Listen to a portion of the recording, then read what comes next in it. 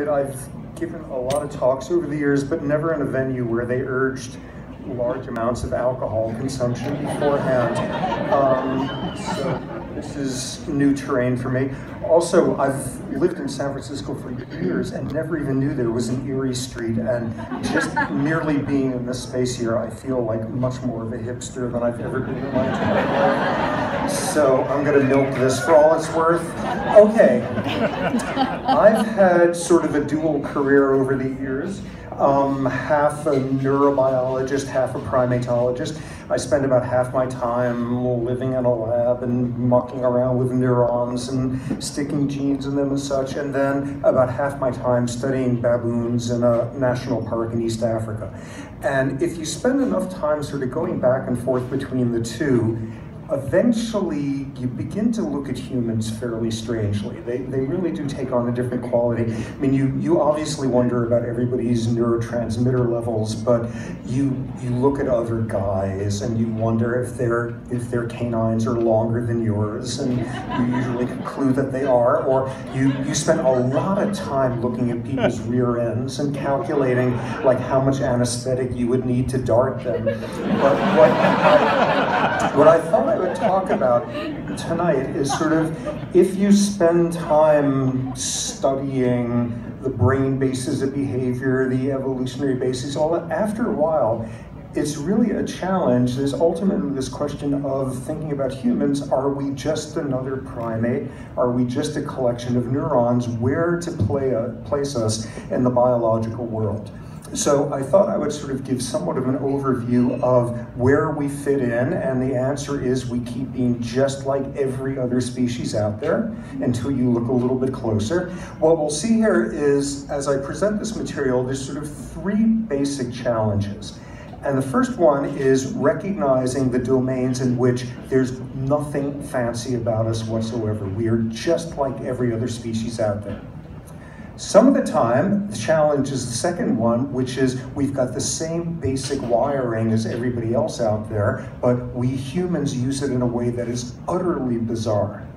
And then, of course, the third domain where we do stuff that's simply unprecedented. Okay, let me give you an example of each. First one, you are a hamster. You are a female hamster, and what you do as a female hamster is about every 5 days or so you ovulate. That's what you do. Unless some researcher has stuck a second female hamster in the cage with you, in which case both of you lengthen your cycles and you begin to synchronize them so that after about 3 weeks or so, you both ovulate the same exact afternoon. Totally amazing. This is all done with olfaction, pheromones. You can show that if you like hold a hamster's nose shut for 3 weeks, she doesn't synchronize to the female stuck in her cage, but put two female hamsters together and their cycles will synchronize.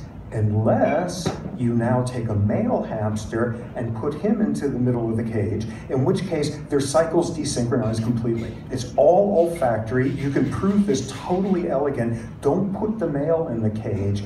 Take the male in another cage and pump the air from his cage into their cage, and that desynchronizes their cycles. It's all olfactory. And the coolest thing of all is when you put the two females together, it's not random who synchronizes who. The socially dominant one tends to synchronize the other. So this is just like standard knowledge. People have known this forever, and it works this way in dogs and cows and pigs. Apparently, you could go to a 7-Eleven in Iowa and buy a can of pig ovulatory synchronization spray, and you can go home. I have no idea why you would want to do this, but you could go home and spray it all over your pigs, and all of them will synchronize their ovulation. You can do that. People do that. People are licensed to do. This is so well understood that it's like commercial spin-offs, all of that. And the most amazing thing about it of all is it works exactly the same way in us, where it's known as the Wellesley effect. named after Wellesley College, all-women's college, paper from 1970, showing how during freshman year, roommates would tend to synchronize their cycles with each other. It was an olfactory phenomenon. They would synchronize their cycles unless one of them was having close, intimate relations with a male, which would desynchronize the cycles. It's the same pheromonal communication. It all works the same. And most cool of all is it's not random who synchronizes who. It tends to be the women who are more socially extroverted dominant. Now, this is well enough understood that when I was in college, people would like sit around at the dinner table and say, when we roomed together this summer, I had her synchronized by August 1st. You know, that's kind of what biologists do. So in a setting like that, what the challenge is accepting we're just like every other species out there. Now, some of the time, the challenge is in this second domain, and what you see there is that, well, let me give you an example. A human ritual. Two humans sit at a table. They're silent. They don't move. They don't make eye contact. They do nothing more physically taxing than every now and then one of them lifts an arm and moves a piece of wood on the table. And if these are two chess grandmasters in the middle of a tournament, they are maintaining the blood pressure for hours of marathon runners. And they're doing it just with thought. And that's the amazing thing with us. We sit around and we activate the same physiological systems. I mean, you sit there and you get stressed over something psychological, and you're secreting the same hormones that fish and reptiles and birds do when they're stressed. And what are we doing? We're thinking about the ozone layers, or, oh no, they like something completely abstract. We turn on the same stress response. With us, we have the same old physiological wiring as every other mammal out there, and then we use it for utterly bizarre circumstances, as we'll see. Finally, third domain, there are circumstances of human behavior where there's simply no animal precedent. Now, let me give you an example here, shocking example. You have a couple, they come home from work at the end of the day, they talk, they have dinner, they talk, they go to bed, they have sex, they talk, they fall asleep. The next day, they do the same exact thing. They come home from work, they talk, they eat, they talk, they go to bed, they have sex, they talk, they fall asleep. They do the same thing every night for 30 days in a row. Hippos would be repulsed by this. Hardly any other species have non-reproductive sex, and nobody else talks about it afterward. And in that regard, we are totally unprecedented. In those domains, you want to make sense of us as a species, there is simply no animal equivalent. So as we see these various topics here, that's going to be our challenge, is recognizing which categories we're falling in. Now, what I'll be doing is going through a whole bunch of domains and showing all the areas in which there used to be things that were just unique to humans, and it's not so unique anymore until you look closer. Starting off with aggression, like every National Geographic special used to sort of finish off about how we're the only species that kills members of our own kind, we're the only species that commits murder. We are not the only species that kills.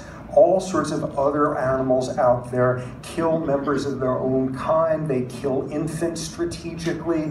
They kill with Machiavellian strategic intelligence. We have all sorts of cases of that. Chimpanzees have now been observed to fashion something resembling weapons out of sticks to use to hit each other. We are not the only species that will kill each other. We are not the only species that will do it in a constant permeating kind of way.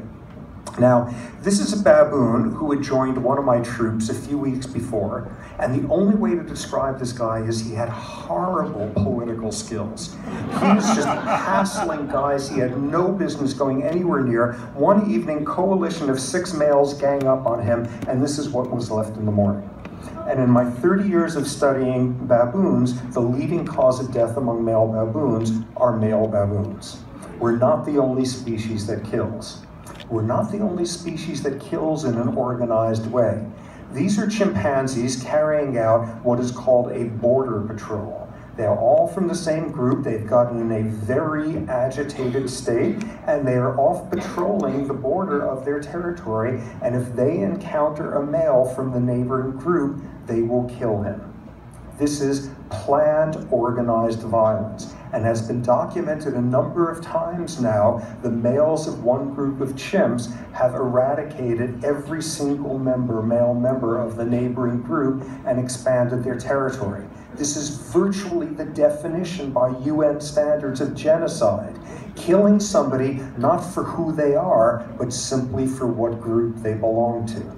We're not the only species that does that. We're not the only species that's capable of deep, unconscious, aggressive bias against thems. Fascinating example of this. If you ever want to take a totally terrifying test, take something called the implicit association test. It's this brilliant psychological test that reveals every unspoken prejudice and bias that you have going for you, because it's impossible to fool this test. Here's how the test works. Suppose you have a horrible, ugly, vicious prejudice against trolls. You just have something in for trolls, and you think they're simply inferior to humans. So you are given this task, computer screen, where up flash a bunch of pictures of either humans or trolls, and you're instructed, if it's a human, press this button on the right, if it's a troll, press this button on the left, or a series of words with either very positive or negative connotations. If it's positive, press this button, negative, press, and then it comes in a combination. You have to see if it's a troll on the right or this kind of word, press this button, if it's a human on the left. And what you see is when the category of human and troll fits with the word, it's an easy association. Flash up a human with the word trustworthy, and that makes perfect sense. Flash up malodorous with troll, that makes perfect sense. Your reaction time for hitting the correct button is very short. But now, switch it around the other way, and for a minuscule amount of time, you pause and say, wait a second, trolls aren't kind-hearted. That's right, hit this button. Wait a second, humans aren't bad. Hit this button. There's a minuscule, on the scale of milliseconds, delay, and you do enough of these, and you can tell if somebody gets a delay coming in there, the scale of like a 1/10 of a second delay, they're feeling the cognitive dissonance. I don't associate these positive values with this group. It's incredible. Then, recently, a Yale group, showed the exact same thing in rhesus monkeys. They took either pictures of monkeys from the same group as the individual they were testing, the male on the left, or someone from the next group over, a them, a very menacing them. So either flashing up pictures of somebody of their own group or someone from the out group, or flashing up pictures of wonderful positive things for monkeys, like tropical fruit, or negative things, spiders. And then you gave them the task that they would have to process pairs, and you would see the exact same thing. When you would have discordant categories, it took slightly longer. The monkey was sitting there saying, wait a second, we're the ones that make me think of luscious tropical fruit, and they're like yucky spiders, not the other way around. Other species can even think in terms of categories of prejudice. So in what ways are we special when it comes to aggression? We're just like any other primate in terms of our capacity to cudgel somebody over the head to death. We're perfectly capable of doing that, but we could be violent in all sorts of ways. We can exert no more effort than it takes to pull a trigger, or release a bomb from 30,000 feet, or operate a drone on the other side of the planet. We can be aggressive by looking the other way and pretending we don't see, or damning with faint praise, or this concept utterly foreign to any other primate. We can be passive aggressive. We can do it in all sorts of ways. Let me show you just how bizarre human violence can be. In the mid-1960s, there was a coup in Indonesia that overthrew the government there and instituted a right-wing dictatorship for the next 30 years that came to be known as the New Order. And in the aftermath of this coup, every vendetta, every bit of revenge was carried out against every ethnic minority group, against every sort of left-leaning group out there. Death squads killed an estimated 500,000 people in Indonesia over the subsequent years. Entire villages of people would be burned to death in their huts when death squads would come. So the writer V.S. Naipaul was traveling through Indonesia some decades afterward and was learning about the history of this whole period, the troubles during that time, and he kept hearing this story, which was sometimes when these death squads would come to destroy a village, they would bring along a traditional Indonesian gamelan orchestra. What the hell's with that? Totally bizarre. He kept hearing rumors about it, and one day he encountered some grizzled old veteran of one of these death squads, unrepentant because he had just spent 30 years as a national hero, and Naipaul said, I heard this rumor, is this true? And the guy said, oh yes, yes, whenever we would go to kill everyone in a village, we would bring along a gamelan orchestra. It was great. We would bring along the flutists and the drummers and the singers and all of that. And Naipaul said, why would you do that? And the man looked at him puzzled and said, to make it more beautiful, of course. There is no other primate out there that could begin to make sense of the ways in which we damage each other if we can do something like that. Okay. A next domain, theory of mind, tremendously trendy subject, theory of mind and developmental psychology. When do kids first understand that other people have different information than they do? Typically, this occurs between ages 3 to 5 or so. My kids achieve theory of mind the morning of their 3rd birthdays. This is this big developmental landmark. It's thought to be a stepping stone. Other individuals have different thoughts than you do, precursor for they have other emotions than you do, the starts of empathy, all of that major, major developmental milestone and sort of human development. But then it turns out we're not the only species that could do theory of mind. And this is some research where chimps, captive chimps, would look at a human would be in front of them, and some food would be hidden in the room. They couldn't see where it was hidden, but the human was oriented to be able to see. Half the time, though, the human had a bucket over their head. Half the time they could see. The chimp was then let out, and the question was, would the chimp go over to the human to try to get the human to lead them to where the food was? And chimps could do theory of mind. They understood if the human had their eyes covered when the food was being hidden, the human doesn't know where the food is, so don't bother trying to get them to show you. They understood under what circumstances another human, or human, would have information that they didn't. We're not the only species that does theory of mind. Well, we are, though, is the only species that does what's called secondary theory of mind. Being able to understand that this person has information that that person doesn't have, and to be able to understand their interactions that way. It's for this reason, no chimp could possibly know what in hell is going on in Midsummer Night's Dream and follow the plot of this person is in love with that person but thinks that they're in love with that one, because they can't do the secondary theory of mind. They wouldn't put up with a performance of it.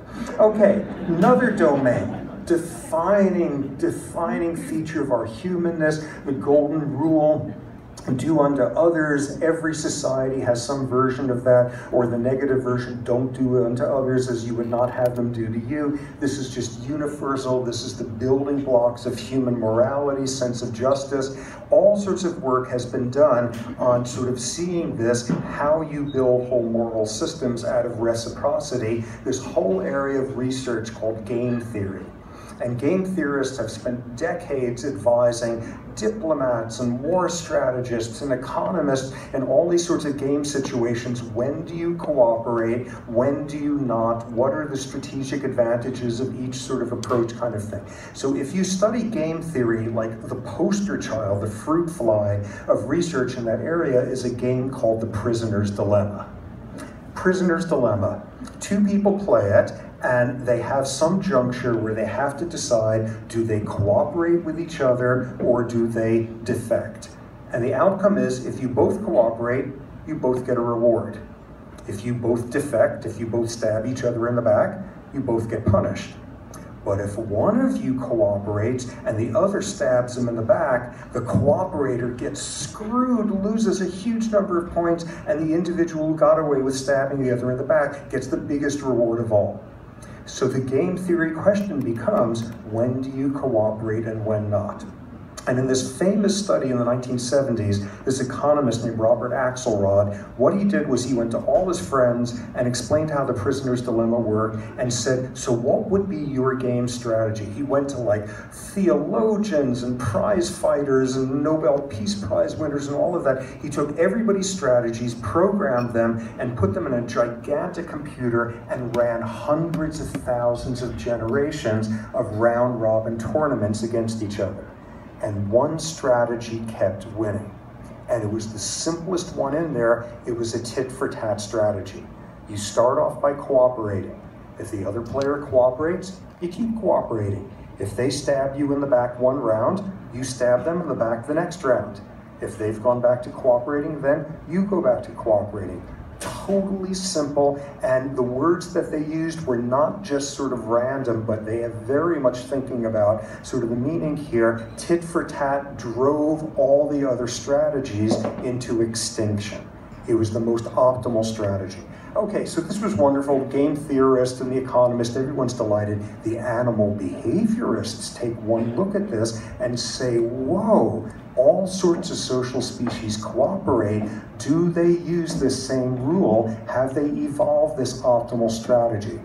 And people went to look to see if their animals did tit for tat. And yes. First example, vampire bats. Vampire bats, my God, drinking blood from other animals, all that. When a vampire bat is drinking blood, all she's doing is getting food to feed her babies, because she's not actually drinking, and she's storing the blood in her throat sac, and she flies back to her nest and disgorges the blood to feed her babies. Now, vampire bats have an interesting social system, and then a whole bunch of females will have communal nests, and they feed each other's babies. They have a system of sustained reciprocity of helping each other out with feeding. Now, make the bats in this colony think that one of the females is cheating. She flies out of the colony, catch her in a net, get a hold of her, and pump up her throat sac with air and push her back into the colony then. Everybody's looking at her saying, oh my God, look at the size of her throat sac. She's got so much blood and she's not feeding my baby. And the next round, nobody feeds her babies. Another example of tit for tatting. And this was with a group that, you know, like vampire bats, they're mammals, but they're not all that bright. Look at this in comparison. This is with fish, stickleback fish. Okay, so you got a fish in a tank. Make the guy think his territory is being invaded by another fish. Put a mirror up against the side of the tank. And you know what's happening. Within 2 seconds, he's lunging at it and doing territorial displays. Now, make him think he has a coalitional partner. Put a second mirror in there perpendicular to the first. So now he's in there lunging at his image, and he's saying, this is great, I have no idea who that guy is, but whoa, we are such a coordinated team, it's so great, because there's another guy invading also, that's great, what a team, all the way, momentum. Now, make him think his partner is cheating on their social contract. Angle the mirror backward so that the image is deflected backward. And now he's lunging at his image and he's thinking, that son of a bitch, here I am, I'm blistering my lips on this glass here, all of that. And oh, he's going forward, but I see he's hanging back. He's just pretending to go forward, and the next time he's presented with his image, he doesn't attack it. He tit for tats back. We're not the only species that has evolved this optimal strategy of cooperation. So what's unique about us? We're the only species that can do reciprocity where we have a currency that's not the same from one individual to the next. Other animals can do unto others as they would have do unto you. We're the only species that incorporates the fact that we have different desires and different reinforcers. There's no other species that can look at this and understand what's going on here. We have a much more complex world of reciprocity. Okay, another domain, empathy. Empathy, it defines us like nothing else out there. We are wondrously empathic. We help individuals in all sorts of settings. We're not the only species with a sense of empathy. Wonderful work by Franz de Waal at Emory University, looking at chimpanzees. Here's what he would observe. Two different scenarios. First one, some chimp challenges a high-ranking guy and gets trounced by him. Second scenario, some chimp is sitting there minding his own business and high-ranking guy is in a bad mood and trounces him. In other words, in the first case, the guy asked for it. He initiated this, he provoked it. In the second case, we have an innocent bystander who's a victim of displacement aggression. And what Duvall shows is, in the hour after these events, the other members of the group are far, far more likely to groom the guy who was the innocent bystander than the guy who started the fight. First off, that's showing they could understand intentionality. He asked for getting pummeled there, this guy did not, and they can extend pro-social behavior much more in that direction. We're not the only species who's capable of responding empathically to an underdog who's getting a lousy deal.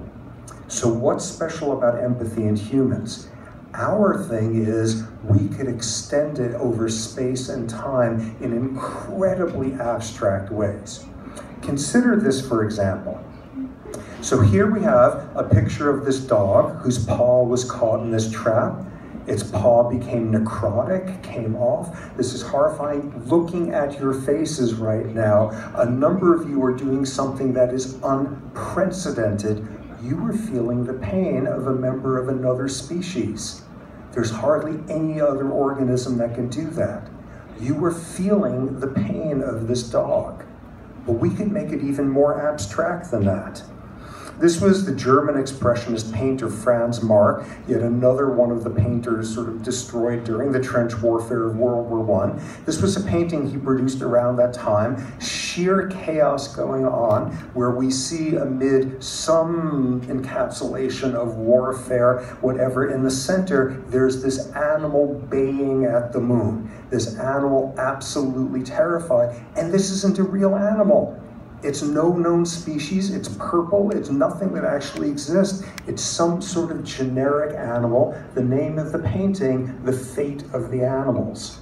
When we look at this painting, we don't feel badly for that animal, we feel badly for the animals.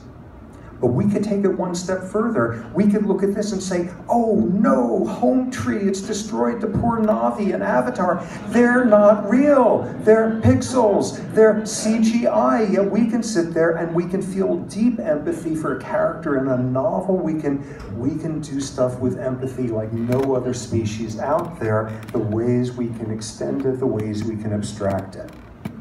Okay, how about another domain of human behavior?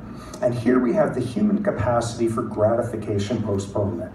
It turns out there's this one neurotransmitter that's very central to gratification, this neurotransmitter called dopamine. Dopamine is about reward. Cocaine works on dopamine synapses. Dopamine is about reward. For example, you take a monkey and it's in some setting and from out of nowhere you give it something wonderful, you give it a grape or something and it secretes dopamine in these reward pathways. Dopamine is about reward. Dopamine isn't about reward. Here's what you do now. You train the monkey in this paradigm. A signal comes on, a light comes on, and what the light means is we've started one of those sessions where if you now work by pressing a lever 10 times, you'll get a reward. Signal, we've started one of those sessions. Do the work, you get a reward. When does dopamine get released? Not when the monkey gets the reward, when the signal comes on. That's the monkey sitting there saying, I'm on top of this. Piece of cake, I know how to do this, this is gonna be fabulous. Dopamine is not about reward, it's about the anticipation of reward. Even more so, if you block the dopamine release, the monkey doesn't press the lever. It's not just about the anticipation, it's about the work you were willing to do to get it, the goal-directed behavior. Brilliant follow-up study. This was a group at Cambridge, man, Wolfram Schultz, where what they did was the following now. What you just saw was a scenario of press the lever 10 times, you get a reward. Do the work, you get a reward, absolutely guaranteed. Switch things till you get the reward only about 50% of the time. What happens to dopamine? It goes through the roof like crazy. because you have just introduced a critical word into your biochemical pathways. You've introduced the word maybe. And there is nothing as addictive as the word maybe for generating work. Goal-directed behavior is just driven, and you look at this, and this is the exact same neurochemistry that's understood by the engineers who designed Las Vegas. The word maybe, that fulcrum of, I'm a total schmuck, it never works out, but today I'm feeling lucky, but no, it's not good, but maybe today, and you're just teetering on that fulcrum, and you press the lever over and over and over because you've got dopamine coming out of your ears. So what's unique about us in that regard? All these studies here, all that time course there on that x-axis is over the matter of half a minute or so. What do we do as humans? We can have a lag time between the signal and the work and the reward that lasts forever. We all know this. We studied hard in school to get a good grade, to get into a good college, to get into a good grad school, to get a good job, to get into a good nursing home. We all do this. Humans, look at this. Humans can even do it where they will lever press like mad for a reward that doesn't even come until after you're dead. If you have the right theology, if you have that framework, there is nothing out there in the animal world and their use of dopamine that begins to approach our capacity to do this. Just how long we are willing to do goal-directed behavior before we get the reward at the end there. Okay, so one final domain, culture. Culture used to be, if you were a primatologist and you said the word culture, they instantly denied you tenure. Culture is now the trendiest word in primatology because we are not the only species that has culture, the non-genetic transmission of information within or across generations. Chimps, for example, known for decades, chimps make tools. Chimps have been found to make 20, 30 different kinds of tools, different populations of chimps across Africa. They use them in different ways. Their kids learn how to use the tools. And fascinating observation, the sons of females don't learn tool use anywhere near as well as the daughters do because the sons just sit around there screwing around and wrestling with each other, and the daughters actually pay attention. The cultural transmission is much better in that route. We're not the only species that does that. We're not the only species with a transmission of a social culture. This was some of my work some years ago, looking at one troop of baboons which for very complex reasons developed a culture of very low levels of aggression, tremendous amounts of male-male affiliation. These are two adult male baboons grooming each other. Adult male baboons don't groom each other except in this troop. And what went on for 15 years or so is, among baboons, males at puberty leave their home troop and transfer into their adult troop. For 15 years, males who'd grown up somewhere else in the big bad world of normal baboon behavior showed up in this troop, and it took them about 6 months to learn, we don't do crap like that here.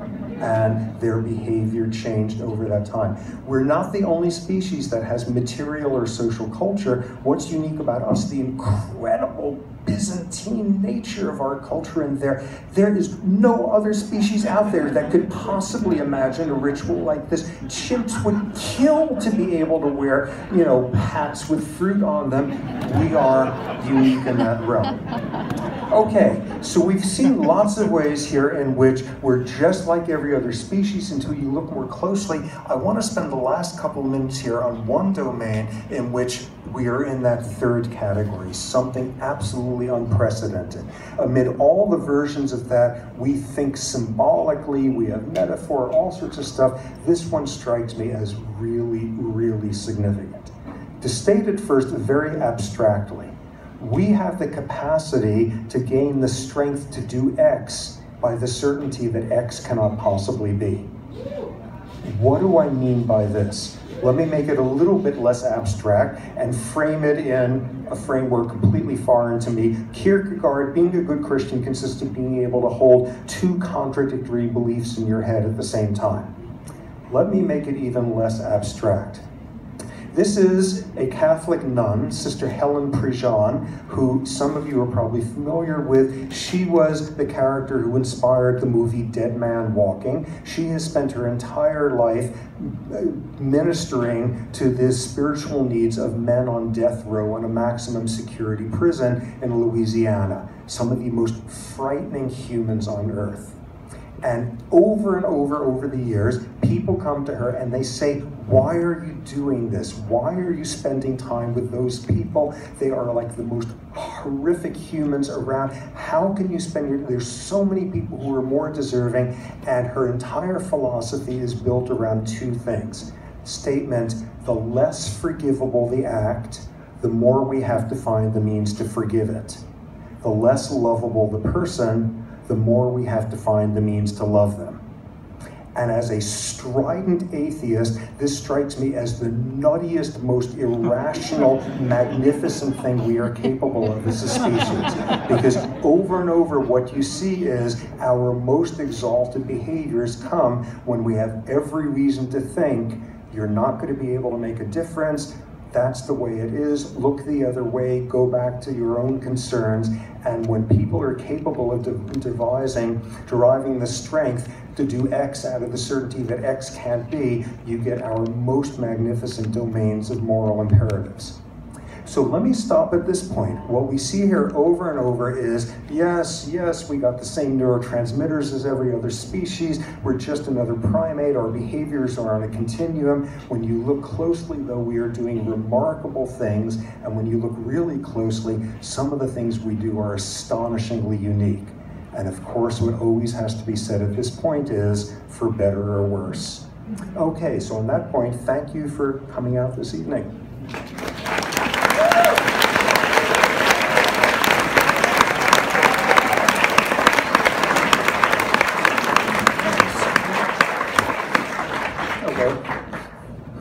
Okay, they have to change the batteries on me, but we'll be back shortly, apparently.